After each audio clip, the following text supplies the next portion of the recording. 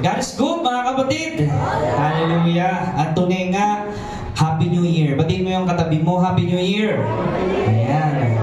Today is December 29, no? And we are just 2 days away from 2025. No, papasok na ulit tayo sa bagong taon, no? Ang tanong, mga kapatid, ito bang bagong taon na ito, masasabi natin na totoong faithful pa rin ang Panginoon?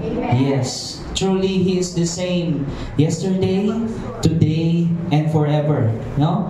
So, He is always the same. No? He is always faithful sa atin, mga kapatid. Kaya napakahalaga, no, na ating laging pinagpapasalamat ang araw-araw ng ating buhay. Sino dito yung nagpasalamat kahapon? Amen. Nung isang araw? Amen. Ayan, no? Lalo na nung isang araw tayo ay ginamit ng muli ng Panginoon, bawat isa sa atin, no? Ang pag-gathering para sa mga kabataan, no? So nakita natin na totoo na patuloy na kumikilos ang Diyos, no, sa buong bayan ng Imus, dahil totoo nga na ang bawat isa ay nakikipag-cooperate. Kasi kapag nakita ng Panginoon, ginagawa po natin yung pinapagawa niya, tunay na magkakaroon ng breakthrough. Ayan, sabihin natin breakthrough. Ayan, no? And this is the last Sunday, mga kapatid, tatalakayin natin kingdom mindset, no? At ang dami nating natutunan about kingdom mindset, no? Sino dito yung maraming natutunan for the past 3 months? Yes, no? So kingdom mindset, we have learned that repentance, no, is a change of mind, na napaka-crucial nun, na yung ating buhay pala is a life of worship, a life of repentance. Amen? Ibig sabihin kasi nung change of mind, yun yung repentance, di ba? Kapag may kingdom mindset ka na, araw-araw sumusuko ka sa Panginoon, nagkakatiwala mo sa Panginoon. Amen? Natutunan natin yun. And we have learned that revival is a lifestyle. Amen? Amen. Hindi tayo yung mag-observe lang or maghihintay na magkaroon kayo ng revival. Hindi. No?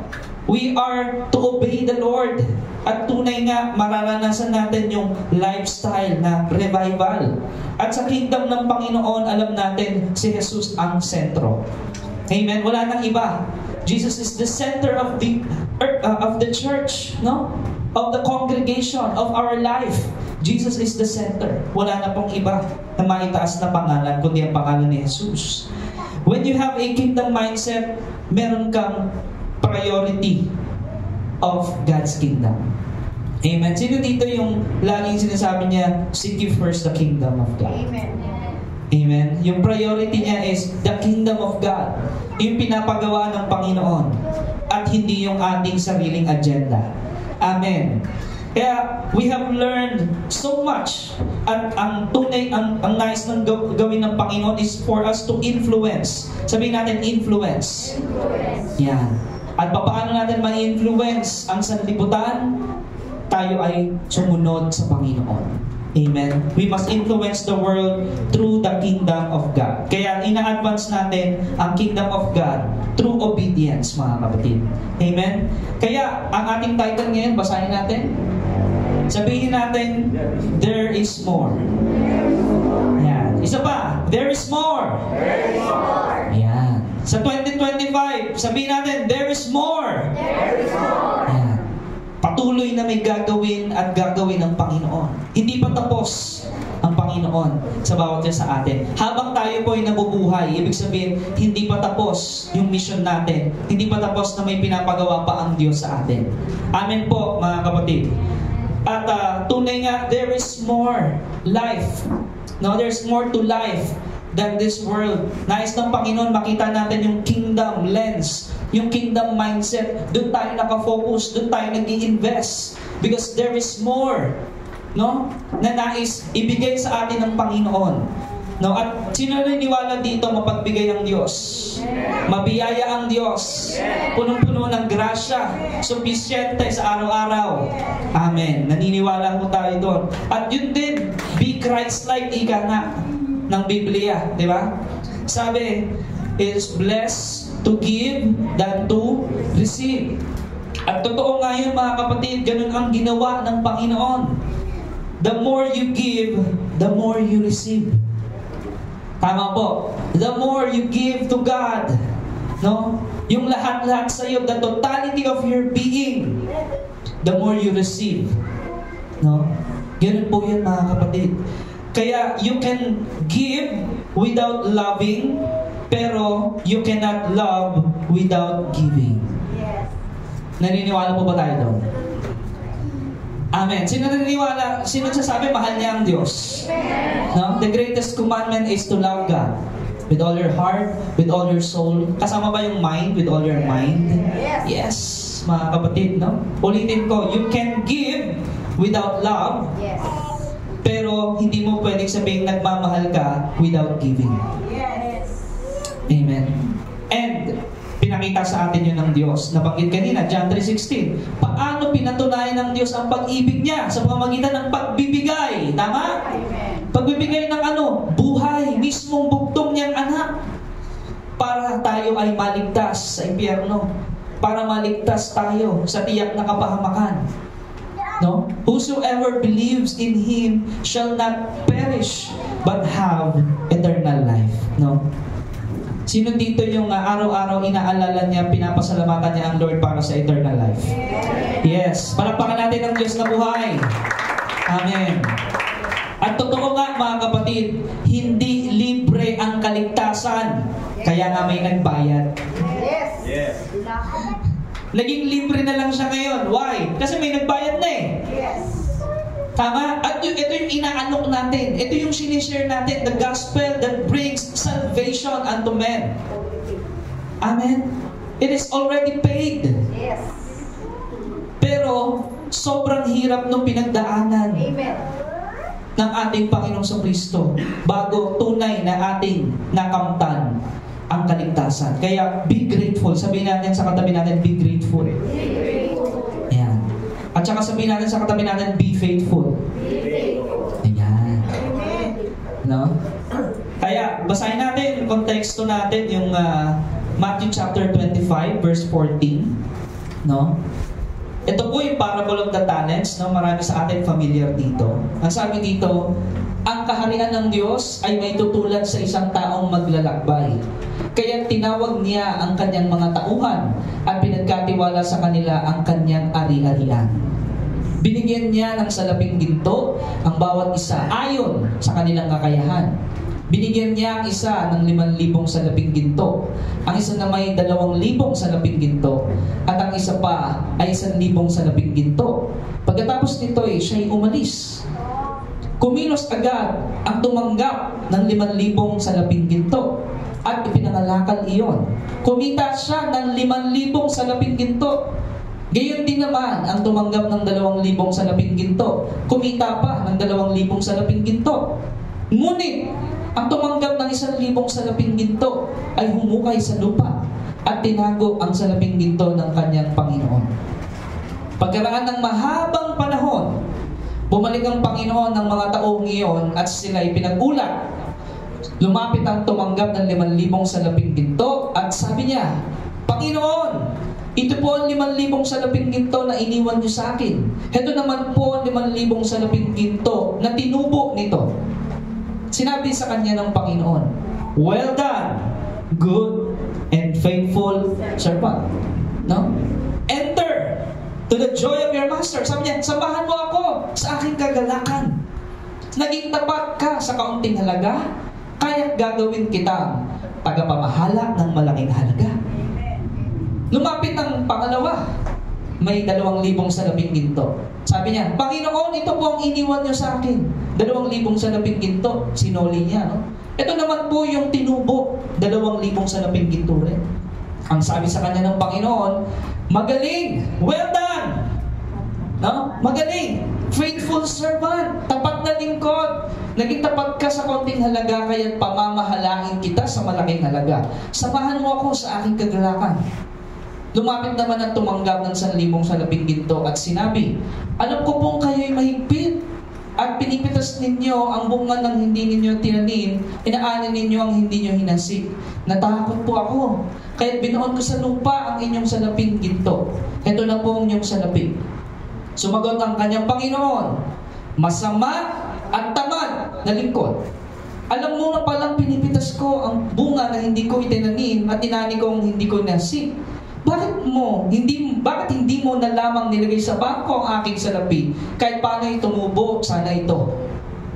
Kunin ninyo sa kanya ang 1,000 salaping ginto at ibigay sa may 10,000 salaping ginto. Sapagkat ang mayroon ay bibigyan pa at magkakaroon ng sagana. Ngunit ang wala, pati kakaunti na sa kanya ay kukunin pa. Palapakan natin ang Panginoon. Tayo po'y manalangin. Our Father God in heaven, we give you praise. Salamat, Lord, sa amin pong tutunghayang mensahe mo sa umagang ito, Lord. Panghuling linggo ng 2024. We know, Lord, na patuloy ka mangungusap at kikilos sa umagang ito. We ask for your guidance. We ask knowledge and wisdom right now, Panginoon. And thank you, Lord God, for the privilege that we can hear your word today. Salamat, Lord. We give you all praise and honor in the mighty name of Jesus Christ. Everybody say, Amen. No? Salamat sa Panginoon. Palakpakan natin ang Diyos na buhay. No? At makikita natin dito, mga kapatid, no? Merong mga servants. Who are the servants of God here? Amen. This morning. Amen. We are all servants of God. Kung tayo naging anak ng Diyos, and our mission, no, dito sa ating sanlibutan na ginagagalawan ay to serve God. To serve the living God. No, hindi tao ang ating pinaglilingkuran, hindi kung sino, kundi ang ating Panginoong Jesus. No? At meron siyang ipinagkatiwala sa atin. No? DOCGM, are we on the same page? Yes. Amen. Meron pinagkatiwala sa atin ng Panginoon. Katulad ng kanyang mga tauhan. Ang sabi doon sa unang verse, na kung tayo babalik doon sa verse 14, diba? Bago umalis yung may-ari, ginather niya, na nagkaroon ng gathering. Sabi doon, kaya tinawag niya. Sino dito tinawag ng Panginoon? Amen. Yes, naniniwala tayo. Kaya tayo narito, tinawag tayo. Pinili tayo ng Diyos. Amen. Amen. Praise God. No? At sabi doon, tinawag niya ang kanyang mga tauhan at pinagkatiwala. Sabihin natin, pinagkatiwala. Ayan. So, makikita natin dito, merong nagmamay-ari, merong caretaker o katiwala. Tama po ba? Mga kapatid, no? So, ito yung parabola na sinasabi ng Panginoon, no? And it is also related in the last days. Mga kapatid, tama? No? Kung maalala nyo, Matthew 24 and 25, no? Ito ay nag-ahayag sa mga darating na mangyayari. Tama? And we are in the last days. Remember, church. Amen. Kaya mahalaga dapat may kingdom mindset tayo. Kasi pag sa last days, wala kang kingdom mindset, yung God's kingdom, no, talagang mawawala ka eh. Amen. Pag nandito ka sa last days, kabi-kabila yung mga panggugulo ng kaaway. Pero kung ang ating isip, puso, at diwa ay nakatuon sa Panginoon, yung mindset natin, it is set in heaven. It is set to Jesus. No? Focus on Jesus. Talagang tunay na tayo'y papagkakatiwalaan ng Diyos. Amen po, mga kapatid. Kaya napakahalaga sa atin ngayon na welcome po sa ating kapatid, Mr. Al. So, paghahari ng Diyos, sabi doon, matutulad sa isang taong maglalakbay. No, pag sinabi pong parabola sa Biblia, ibig sabihin po, merong ordinaryong kwento pero malalim na kahulugan. Kaya nagbabanggit po ang Panginoong Jesus ng mga parables or parabola sa pagpamagitan ng kanyang pangangaral. Dahil pinapagaan niya yung kwento pero malalim ang kahulugan. Tama po, mga kapatid, para makuha ng bawat isa. No? Yun pong ibig sabihin ng parabola. At ito yung tinatawag na parable of the talents. Amen. Yung totoo pong ibig sabihin ng parable of the talents, hindi lang ito yung basta talento, marunong ka sumayaw, kumanta, or mag-acting, or what. Hindi po, no? Itong parable of the talent na to, this is an actual currency. No? Actual money na binigay talaga ng may-ari. Ito yung kwento. Tama? Actual money talaga. Ginto pa nga eh. No? So, sabi doon, sa una, binigyan niya ng 5,000 salaping ginto. No? So, siguro, sabihin na natin, 5 milyon. No? So, 5 milyon kasi ginto eh. Diba? Yung currency niya is mataas. No? So, dun sa una, binigyan ng 5. Pangalawa, binigyan ng 2 milyon. Yung pangatlo, binigyan ng 1 milyon. No? Lahat ba nagkaroon? Yes. Lahat ba binigyan? Yes. Binigyan lahat. No? Dun sa kwento, binigyan lahat eh. No? Pero hindi pare-parehas. Ano sabi doon sa verse 15? Binigyan niya ng salaping ginto. Di ba? Una, ayon sa kanilang kakayahan. Pero, lahat ay nabigyan. Yes. Tama po ba mga kapatid? No? Ang makikita natin dito mga kapatid, unang punto, huwag tayong magkukumpara. Yes. Ayan. Ba't sa akin, Lord, 1 million lang? Bakit kay kapatid na ganun, 5 million yung pinagkatiwala mo? No? Bakit sa akin, Lord, cell group ko, 2 lang. 2 tao lang. Yung isa, ang tigas pa ng ulo. Yung dun kay kapatid na ganun, 12, pero lahat talaga sumusunod. Unang punto, huwag magkumpara. Yes. Sabihin natin, sa kapatid natin, let us not compare. Ayan. Comparison kasi, alam nyo, kapag sinabi natin, kinukumpare natin yung sarili natin sa iba, it will create inactivity sa ating kalooban. No? Magkakaroon ka ng katamaran. Diba? Sabi mo, ay, si ganito nga eh. Diba? May ganun siya, pero at samang tao, masama ugali. Diba? Huwag na lang ako gumawa kasi, diba? Ganun din naman pala. So, do not compare. Mga kapatid. Eh, yung katrabaho ko nga, na-promote pa. Ang tamad-tamad. Eh, ako, para akong tagapagmana ng kumpanya kung magtrabaho. Tapos di ako ma-promote. Halimbawa, ganun yung sinasabi mo. Don't compare. Mga kapatid, bakit? It will create inactivity kapag nagkumpara ka. Diba? Lalo na ngayon, panahon ng social media. Amen? When we check Facebook, Instagram, or what, you compare. Diba? Pero ano yung title natin? Sabihin natin, there is more. There is more. Ayan. Iba't iba tayo ng chapter eh. Kung yung nakikita mo, nasa chapter 50 na siya, ikaw nasa chapter 20, don't compare. Darating ka din doon, tama? Amen. Amen. Nasa season ka ngayon ng pagtatanim eh. Yung kapatid mo, nasa season na siya ng harvest. Don't compare. Tama po, mga kapatid. So kung ang DOCGN ngayon, nasa season ng pagtatanim, let us not compare our ministry to other ministry. Because we are one body in Christ. Amen? We are called in our mission, in one mission, now to share the gospel, mga kapatid, i-alok yung kaligtasan na binayaran ng ating Panginoong Kristo sa krus. No? But let us not compare yung work natin sa work ng ibang church. Tama po mga kapatid. Kasi if we will compare, magkakaroon ng inactivity and discouragement. Amen. Nakukuha po natin mga kapatid. No? So ganito yung nangyari. Ganito yung isip ng pangatlo eh. Diba? Alam natin kung ano yung lesson ng parable of the talents na ito. Tama? Na yung huwag tayong matulad dun sa pangatlo na tamad. Tingnan mo katabi mo. Masipag yan. Sabi mo, masipag ako ah.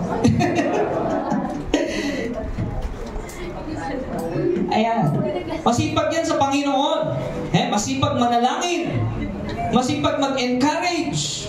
Masipag sa gawain ng Lord. And truly, yung aking title, there is more. Masipag yan talaga magbigay ng tulong para sa Diyos. Amen. Ano bang tulong yan na para sa gawain ng Panginoon? Sama-sama tayo. And we will not compare, no? Yung sa isa't isa kung ano yung nagagawa natin para sa Panginoon. Because it's for the glory of God. Amen po mga kapatid. So, unang punto, huwag tayong magkumpara. No? Ang sabi doon, may binigyan ng 5 salaping ginto, 5,000, may 2,000 salaping ginto, 1,000. Kung ano yung binigay sa'yo ng Panginoon, pagyamanin mo yun. Yes, mahalaga. I-invest mo yun. Gamitin mo yun. Pahalagahan mo yun. Amen? Kasi hindi naman ikaw may-ari nun, di ba? Pinagkatiwala lang sa'yo. Yung buhay natin, pinagkatiwala lang sa atin. Yung anak natin, yung pamilya natin, yung apo natin, pinagkatiwala lang sa atin. Hindi talaga tayo may-ari nun.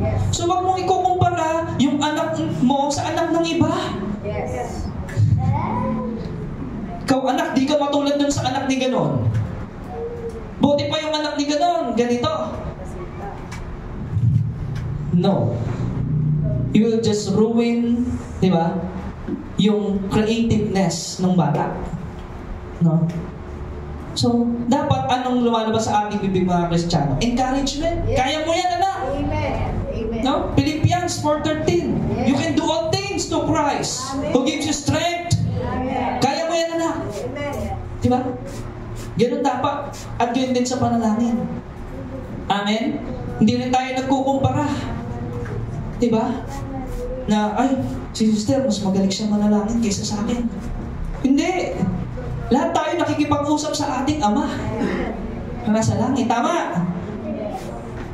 So, wala pong ganun. Sa kaharian ng Diyos, kapag may kingdom mindset ka na, wala nang kumparahan. Lahat nagtutulungan. Ang sabi nga, huwag kang magsawa sa pagtatanim, sa paggawa ng mabuti, lalo na sa sambahayan ng mga magkakapatid sa gawain ng Panginoon. Tama po ba?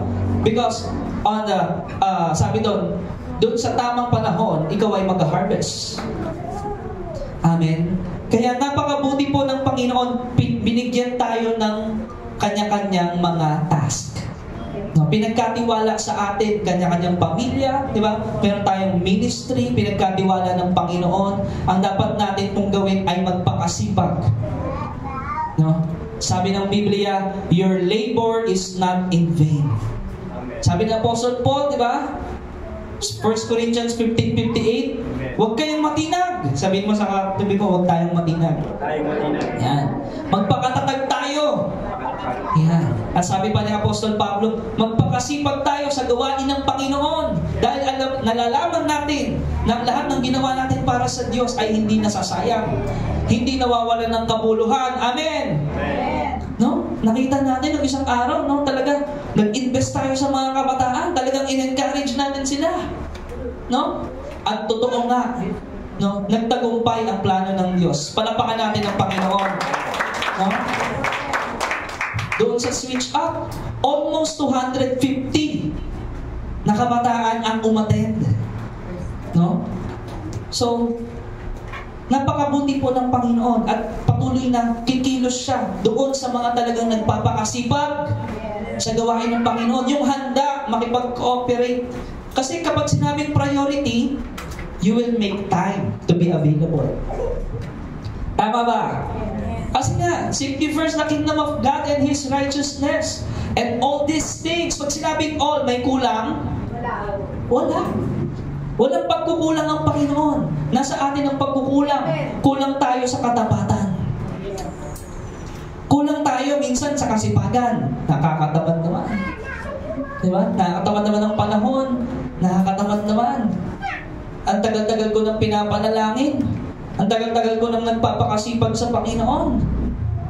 Yung chismosa ko pang kapitbahay, parang siya pa yung pinagpapala. Parang nakarelate doon si sister. Diba? Pero ano yung unang punto? Do not compare. Yes. Amen. Diba? It's between you and the Lord. Amen.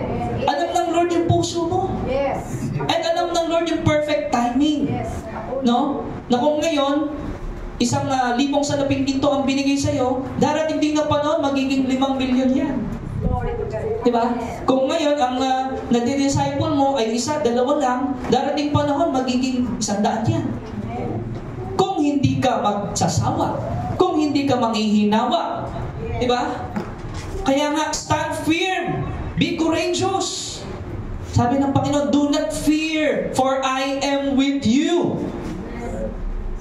Sabi ng Panginoon, no? Habang sinishare natin ang gospel, di ba? Bago siya umakyat sa langit, sabi niya, go and make disciples to all nations, baptizing them in the mighty name of the Father, the Son, and the Holy Spirit, teaching them all that I have taught you. And lo, ang pangako niya, I am with you. Yes. Till the end of age. No? Paano natin malalaman na sumasa atin ng Panginoon kapag ginagawa natin yung kanyang kalooban? Go and make disciples. No? In-influence natin. Pray without ceasing. In everything, give thanks. Kung ano yung nandiyan, appreciate mo.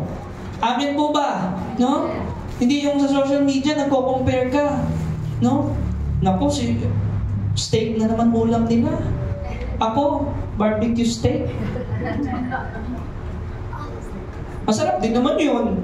Ako, tuyo. Ang sarap naman nun. Tama? Do not compare.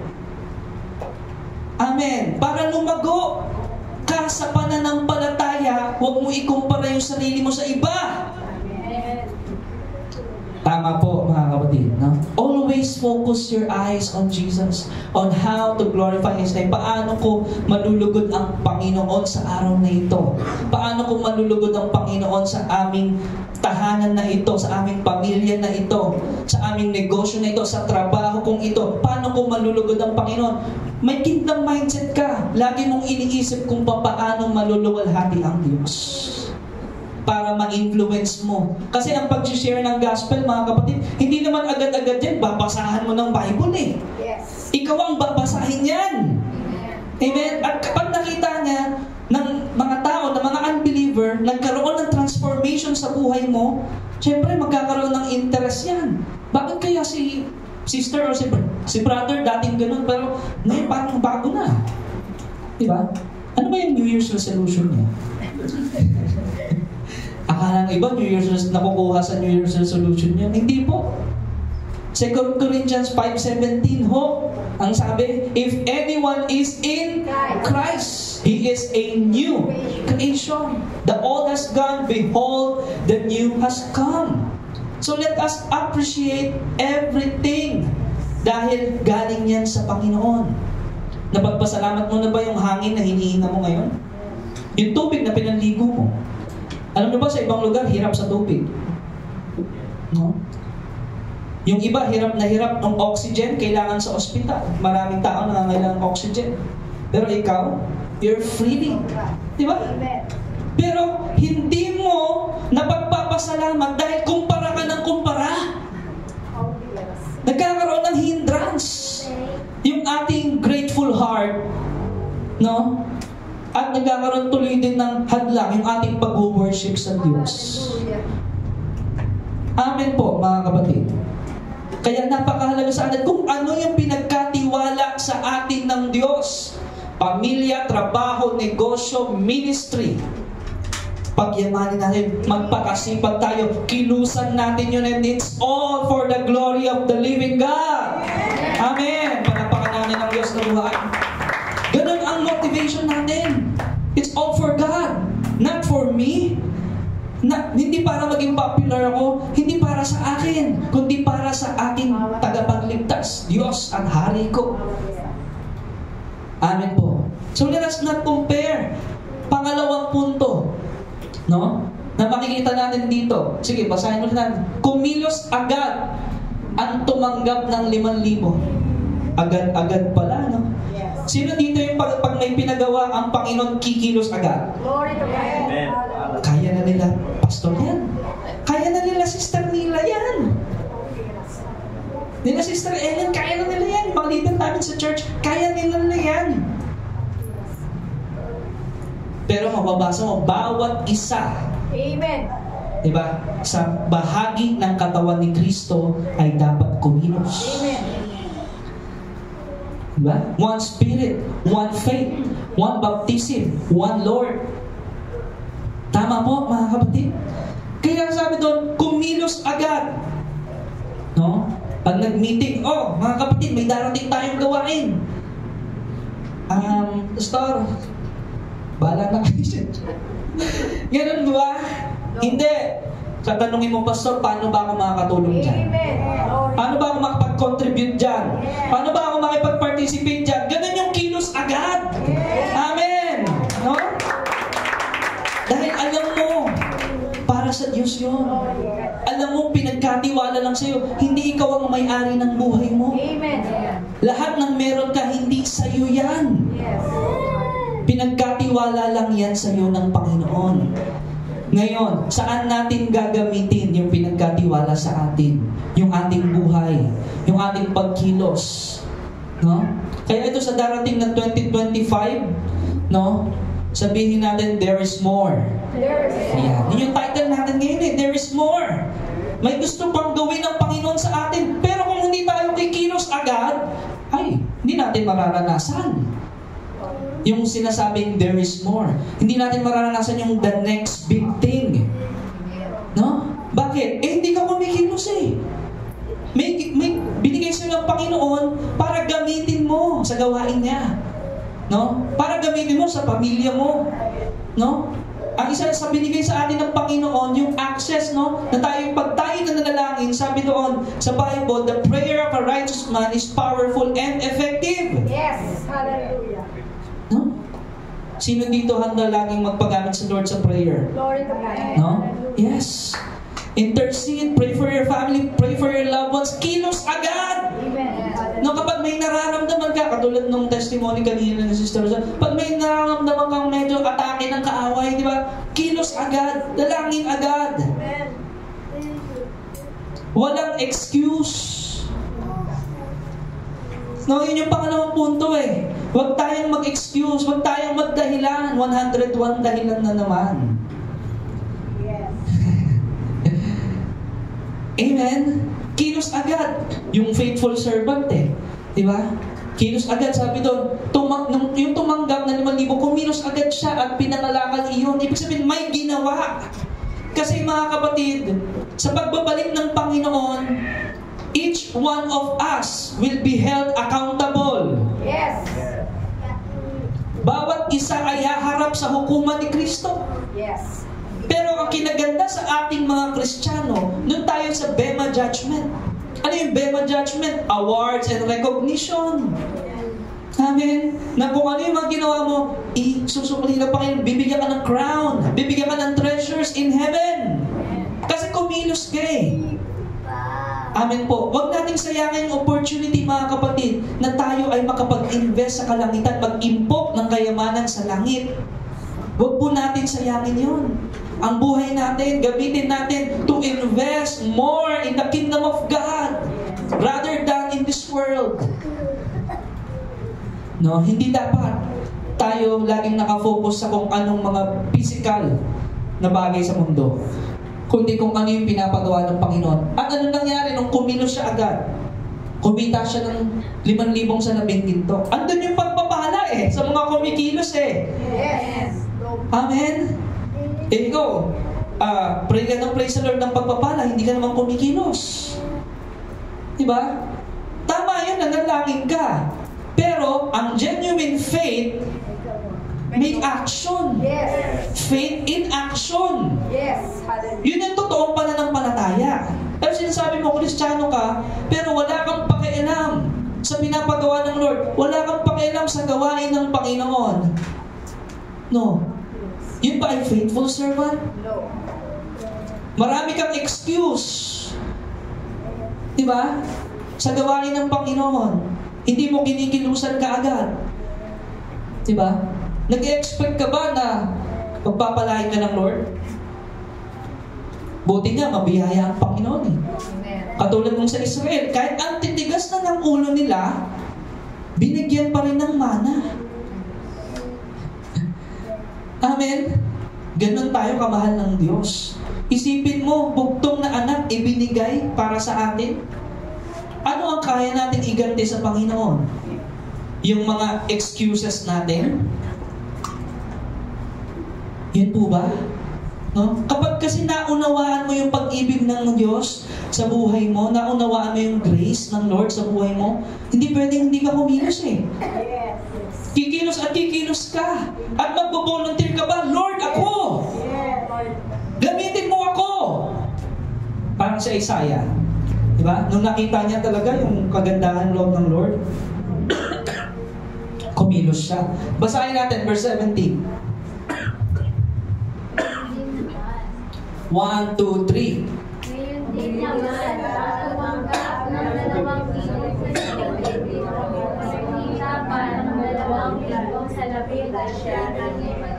Next verse.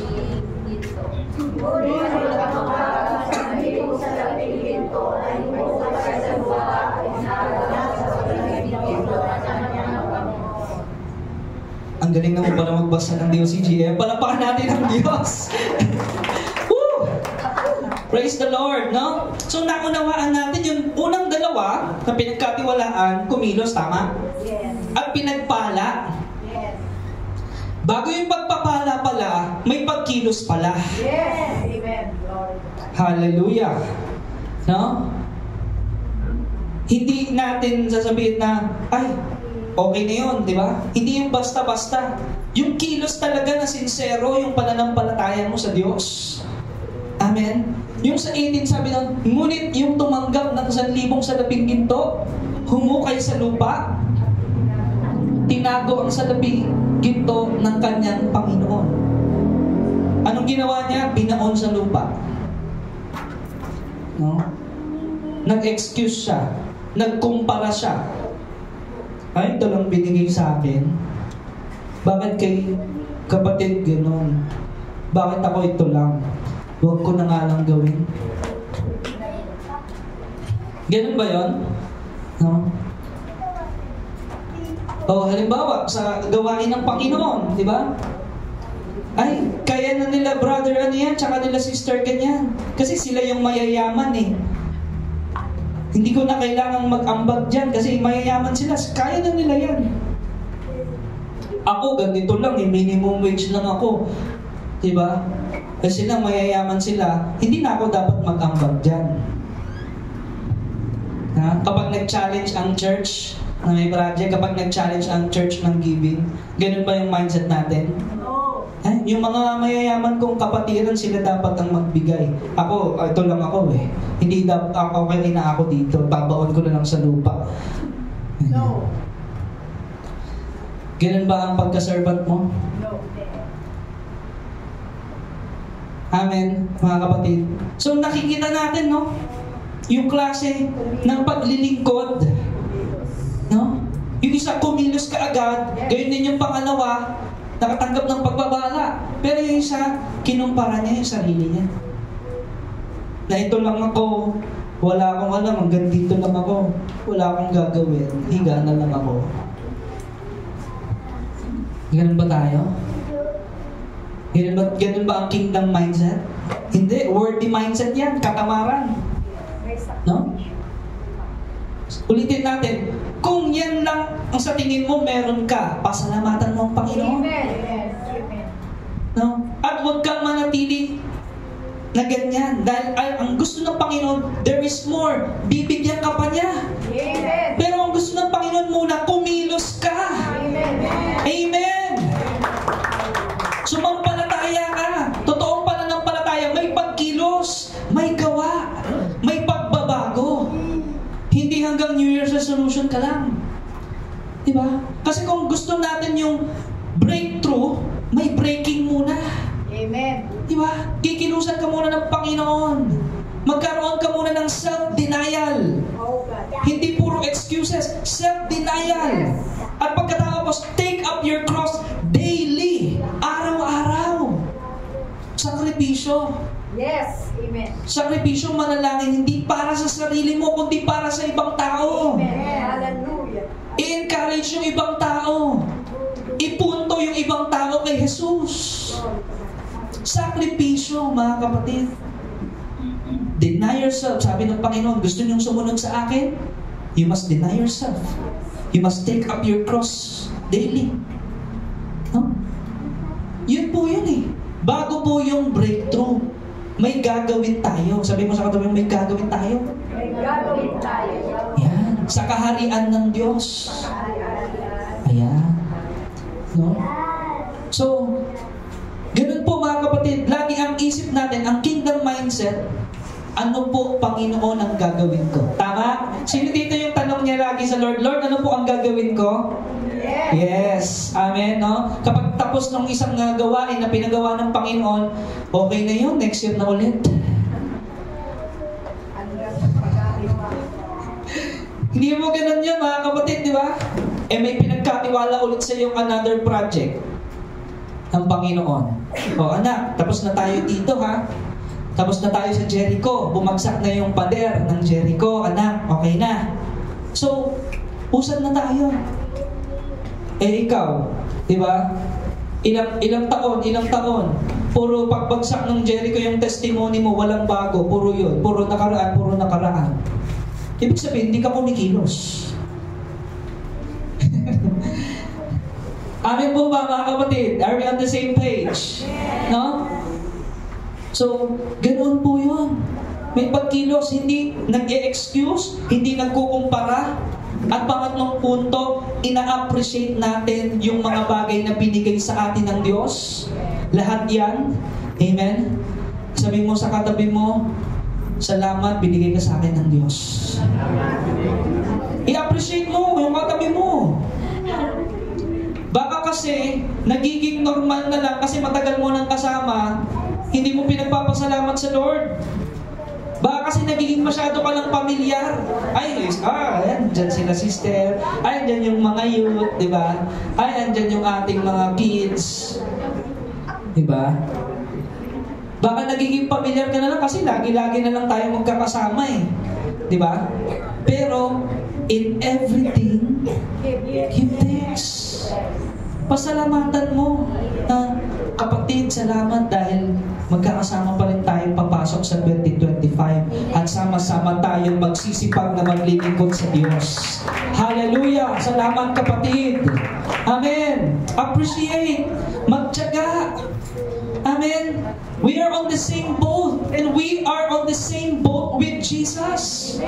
Whatever storms, whatever waves, we are on the same boat with Jesus. We will soar, diba? Above the storm, above the waves ng pagsubok ng buhay. Sama-sama tayo dito. Pamilya tayo ng Diyos. Amen po mga kapatid. Let's not make excuses or comparison, no?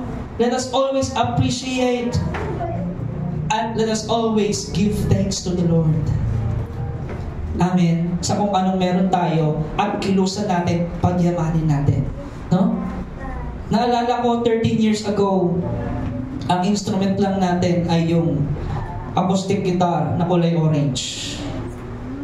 Tama ba? 13 years ago, nandun pa tayo sa garahe nila Pastor Noah, di ba? Simple gathering, di ba? Yun. Malaki rin yung nagawa ng gitara na yun. Amen? Nagamit yun para sa pag-dedicate ng bahay, lahat. No? So, let us appreciate, no? Lahat ng instrumento, lahat ng mga upuan na yan, lahat ng mga bagay na nakikita natin, let us appreciate, mga kapatid. Amen. Always give thanks unto God. Salamat sa Lord. Lord, salamat. Nakabayad na naman kami ng Meralco. Amen. Lord, salamat po at nagamit mo na naman kami nung isang araw sa big event dito sa bayan ng Imus para sa mga kabataan. Lahat papagsalamatan natin. Kasi kapag ikaw ay may pusong mapagpasalamat, alam mo kapatid, hindi titigil ang pagpapala sa iyo ng Diyos. Lagi kang pagpapalain ng Panginoon. At alam nyo ba, kahit i-google nyo, no, ang kabaligtaran ng anxiety, para ma-lessen yung anxiety, you must have a grateful heart. Amen. Amen! Grateful heart to God. You're always grateful. You're always thankful. Amen. For everything na meron ka. Yes. Contentment. No? Ang ibig sabihin ng contentment, mga kapatid, hindi ibig sabihin na hindi ka nakikilos, ha? Baka sabihin mo, ay, contento na ako, ito lang ako, hindi na ako kikilos. Hindi yun. Huwag natin ma-misinterpret. Contentment, kung anong season na nandiyan ka, no? Mag-progress ka dyan at uusad ka. At uunlad ka. Amen! Yun yung contentment. It's a very great gain. We always achieve. We always soar above the storm for the glory of God. But we are contented kung anumang meron tayo, kung anong season meron tayo. Let us deal one at a time. Amen po. Yun po ang pinapakatid sa atin ng Panginoon. Maging mabuting katiwala tayo. Because there is more to come. No? There is more na ipoprovide ng Panginoon sa iyo, ipagkakatiwala ng Panginoon sa iyo habang ikaw ay lumalago sa pananampalataya. Let us not make excuses, no? At alam niyo pa yung pang-apat, yung lagi kang alala, nakakahadlang yan. Anong sabi dito? Yung tumanggap ng 1,000 salaping ginto ay humukay sa lupa at tinago ang salaping ginto ng kanyang Panginoon. Bakit daw? Ano yung excuse niya? Ano yung dahilan niya? Sabi doon, sa 25, natakot po ako. Yes. Pag-aalala, takot, pangamba, nakakahadlang yan sa paglilingkod mo sa Diyos. Yes. Hallelujah. Natakot ako, Panginoon eh. Kaya, ayoko na, hindi ako pumilos eh. Kasi natakot ako. Kasi, baka mamali ako. Natakot ako mag-testimony sa kabutihan mo, Lord. Kasi baka nakakahiya eh. Diba? Malalaman ang tao. Baka malaman nila, ganun ako dati. Yes. Natatakot ako. As punong-puno ka ng pag-aalala, ngayon hindi ka makakilos. Tama? Yes. Kapag ang isang tao punong-puno ng worry yan, wala. Hindi yan makakatulog. Hindi yan makakakilos. No? Yun ang gusto ni Satanas. Yung mapuno ka ng mga pag-aalala, alalahanin sa mundo, alalahanin sa buhay na ito. Tapos, nanonood ka pa ng mga showbiz. Nakiki-comment ka pa doon sa mga chismisan sa Facebook. Dagdag pa sa alalahanin mo. Ay, si ganun pala, nag-break na. Wala na pala sila. Ano ba yan? Bumoto pa naman ako. Akala ko, kakasal na sila. Ang tagal na nila. Oh, bakit nag-break? Bakit daw? Dagdag pa sa alalahanin mo, kapatid.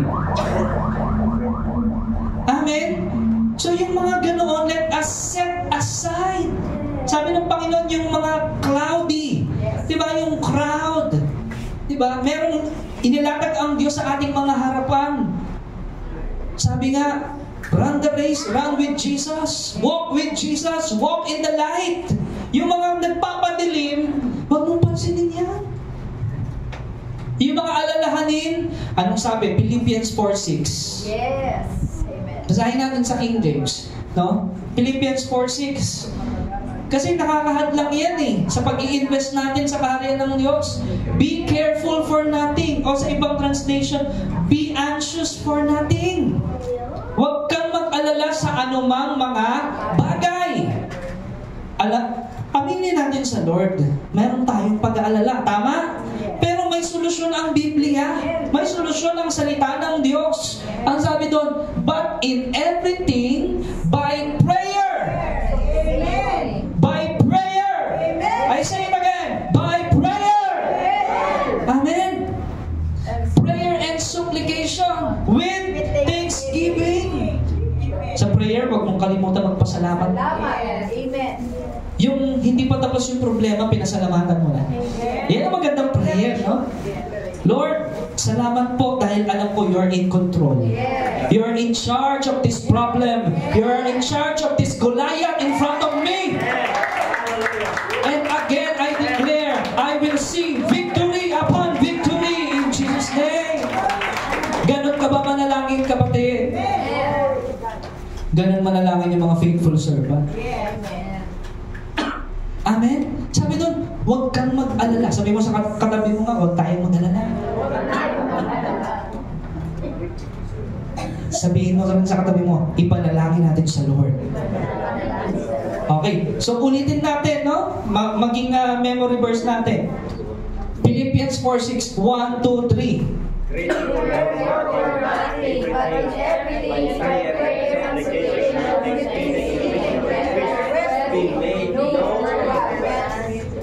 Yan. Magaling din pala sa English ang mga DOCGM. Palakpakan natin ang Diyos. Amen. Woohoo! Praise God. I'm liking this service. I'm preaching myself happy. No?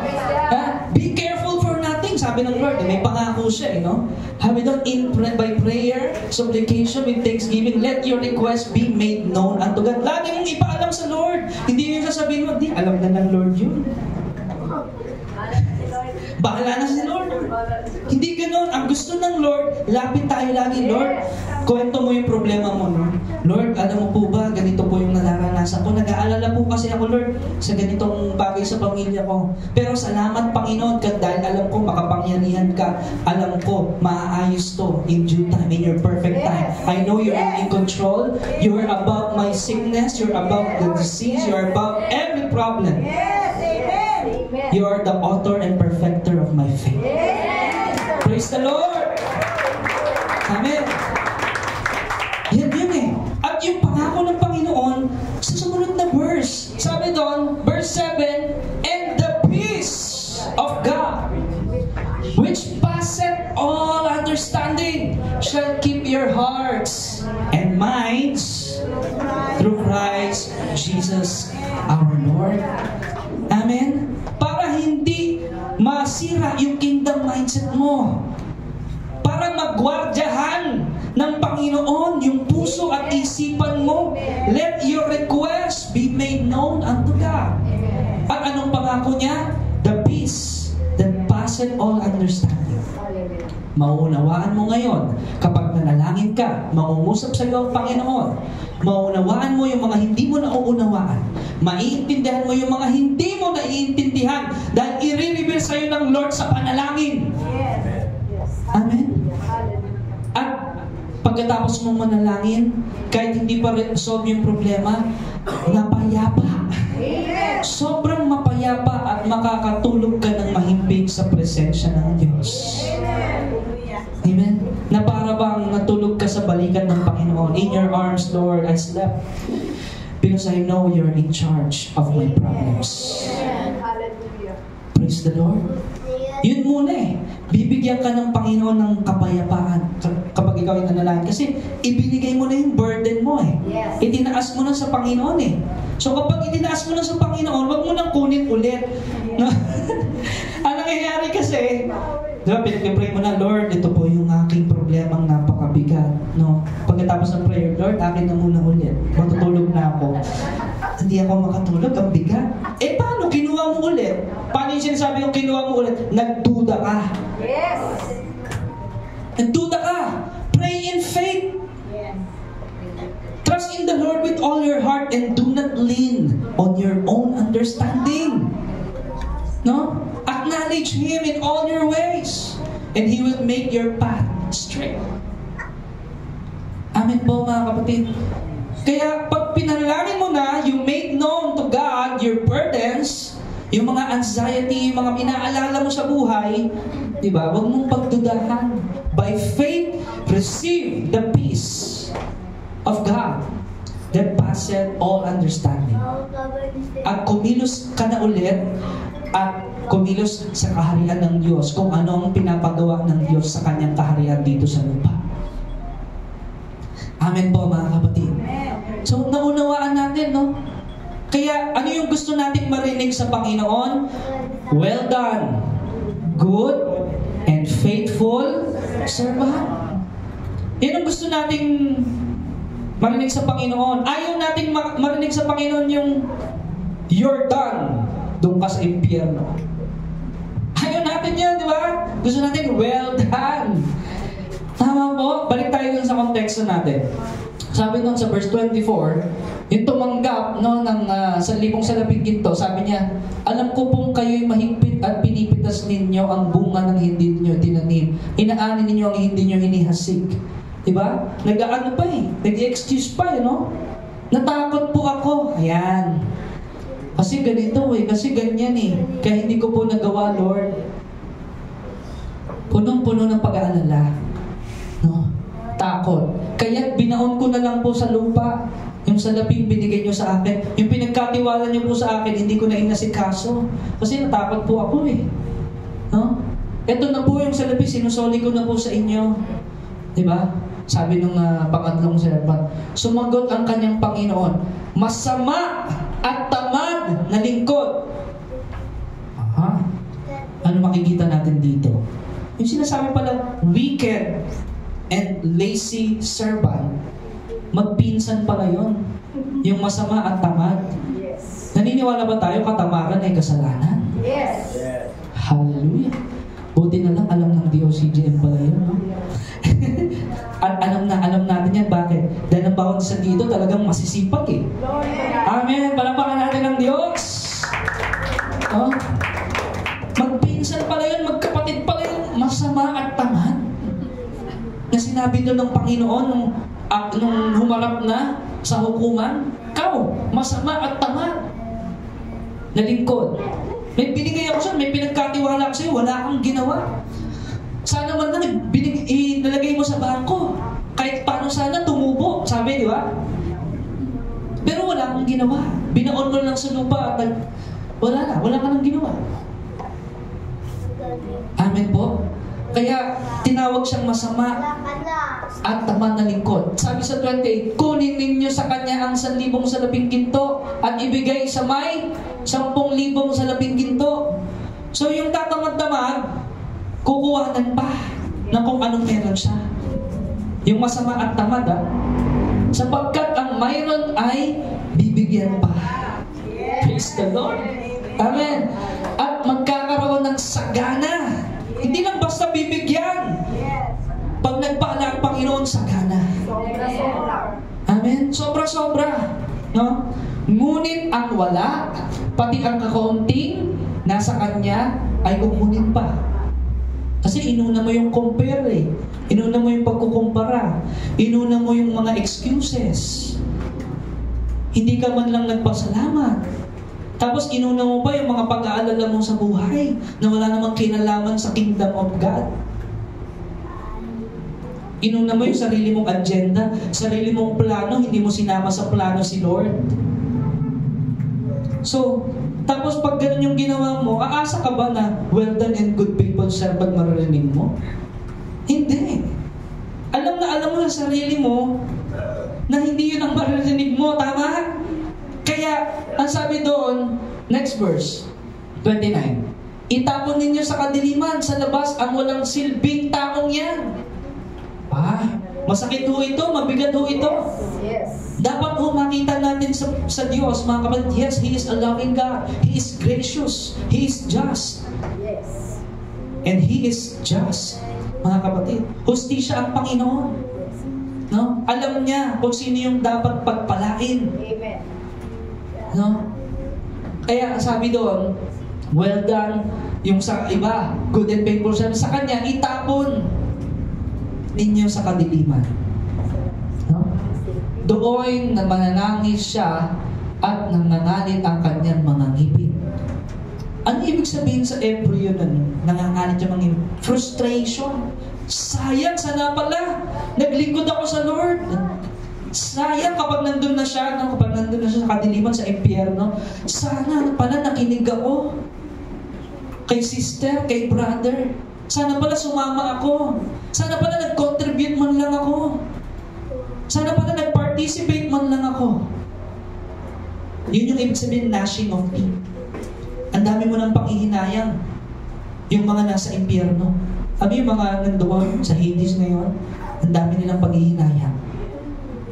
Na sana pala nakinig sila sa magulang nila, sa kapatid nila, no? Na sana pala nakinig sila yung nung binabahagi na yung salita ng Diyos, nakinig sila sa advice ng Bible, sana pala ganoon. No? At sabi nung mayamang si Lazaro, "Padalhan niyo po ng mga mangangaral ang aking pamilya." At anong sabi sa kanya ng Diyos? "Matagal nang maraming nangangaral sa pamilya niyo, pero ayaw nilang makinig." Yes. Ang isa sa pinakamahalagang ibigay natin sa Diyos ay ang ating pandinig. Yes. Isa sa pinakamahalagang bayad, you must pay attention to the Word of God. Amen? Nang sa gayon, walang gnashing of teeth. No? Walang frustration, walang mananangis, walang ganoon by the end of our life. No? Dahil nagawa mo yung pinapagawa ng Panginoon. No? You have finished the race. You have kept the faith. Well done, good and faithful servant. Yan po. Kaya sa taong 2025, mga kapatid, kung tayo, alam natin sa sarili natin, nagkulang pa o nagkulang tayo sa Diyos. sa taong 2025, itodo na natin. Sabihin mo sa katabi mo, todo natin sa Lord. Hallelujah. No? Pag-serve natin, ang pag-contribute sa kingdom of God, itodo na natin sa Panginoon. No? Kaya, sino dito yung gusto sa 2025 talagang todo siya sa Lord? Amen. Kahit saan siya mapunta, kahit saan pa, sino ba ang kausap niya? Todo siya sa Panginoon. He will be faithful. Amen. Na talagang lingkod ng Panginoon. No? Kaya mga kapatid, yun yung mensahe. Anong title natin? There is more. Itong 2025, mas marami pang pagagawa ang Lord. No? Handa ba tayong magbigay sa Kanya ng oras? Handa ba tayong ibigay sa Kanya ating kalakasan, ating mga talento? Kasama na ng ating mga resources na hindi naman talaga sa atin. Handa ba natin i-invest yun? Diba? Para sa mga nagsiseminars dito, yung mga nagde-disciples, para sa youth, handa ba tayong mag-invest para sa youth? Para sa ating mga kabataan? Para malayo sila sa bisyo? Handa ba tayong mag-invest for the glory of God? Amen, mga kapatid. And I believe, yun ang sinasabi ng Lord, no? Kapag yun talaga ay kinulusan natin agad, ang maririnig natin sa ating Panginoon by the end of our life. Well done, good and faithful servant. At papalakpak ang mga anghel at i-welcome ka sa kalangitan. Enter the joy of your Master. Let us celebrate! Let us celebrate!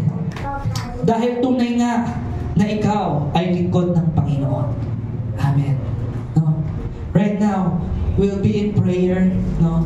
I want to invite each and every one of us. Tayo po ito ngayon. Ito po ang gagawin natin. It's between you and the Lord. No?